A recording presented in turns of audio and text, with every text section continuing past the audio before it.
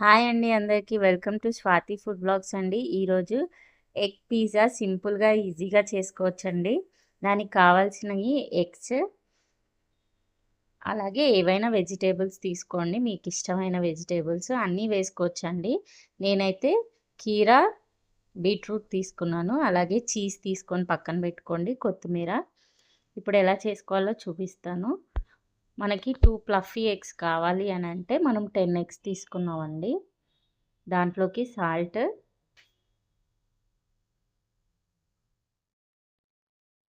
చాలా టేస్టీగా ఉంటుందండి. ఒకసారి ట్రై చేయండి ఈ విధంగా. అలాగే 1 స్పూన్ కారం వేసుకున్నాను. మీరు చూసి సరిపడా వేసుకోండి. వేసుకొని దీన్ని మంచిగా కలిపేయండి. ఎగ్ని ఎంత బాగా బీట్ చేసుకుంటే అంత మంచిగా ఫ్లఫీగా వస్తుందండి ఎగ్ అనేది.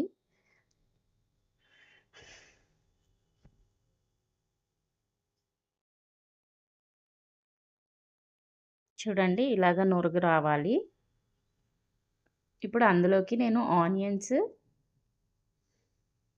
మీ ఇష్టం అండి, ఏ వెజిటేబుల్స్ అయినా వేయచ్చు. కార్న్స్ వేసుకోవచ్చు, టమాటా వేసుకోవచ్చు, ఇంకేవైనా మీ ఇష్టమైనవి వేసుకొని చేసుకోండి. నేనైతే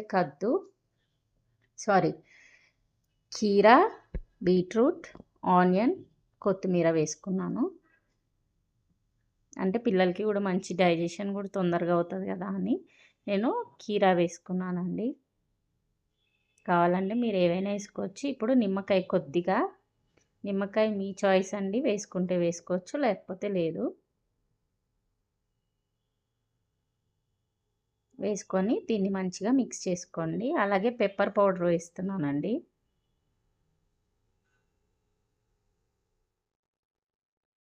ఒక్కసారి కలిపేసేయండి. దాంట్లో నిమ్మకాయ ఎత్తుపడింది, అందుకే తీసేస్తున్నాను.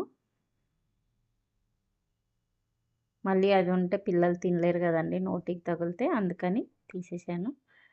ఇది ఇలాగా కలిపేసుకొని పక్కన పెట్టుకోవాలి. ఇప్పుడు స్టవ్ ఆన్ చేసుకొని ఒక ప్యాన్ పెట్టుకున్నానండి. దాంట్లో మనము 1 స్పూన్ ఆయిల్ వేసుకుంటున్నాను లైట్గా, మరీ ఎక్కువ అవసరమే లేదు.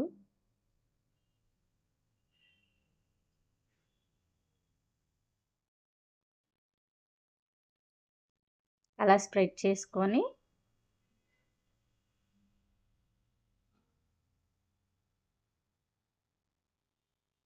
వేసేసుకోవాలండి మనం. చూడండి ఎంత ఫ్లఫీగా వచ్చిందో. ఒక 2 మినిట్స్ అలా మూత పెట్టి ఉంచాను, అంతేనండి. ఆ వీడియో క్లిప్ మిస్ అయిందండి, సారీ. నెక్స్ట్ టైం పర్ఫెక్ట్గా చేసి చూపిస్తాను. ఇలాగా మనము చీజ్ పెట్టేసేసుకొని, కావాలి అని అంటే పన్నీర్ తురుము కూడా వేసుకోవచ్చండి. అది నేను నెక్స్ట్ వీడియోలో చూపిస్తాను.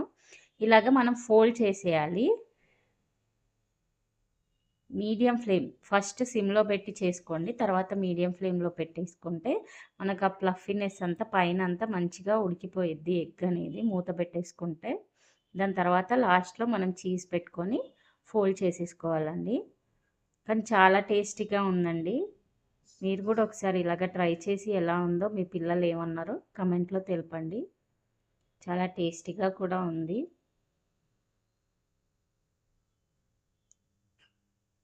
చూడండి, ఇలా కట్ చేసేసుకొని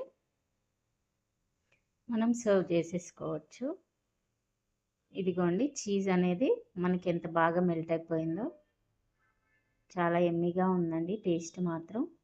మీకు కనుక ఈ రెసిపీ నచ్చినట్లయితే లైక్ చేయండి, షేర్ చేయండి, కామెంట్ చేయండి, అలాగే సబ్స్క్రైబ్ చేయడం మర్చిపోకండి. థ్యాంక్ యూ ఫర్ వాచింగ్ అండి. బాయ్.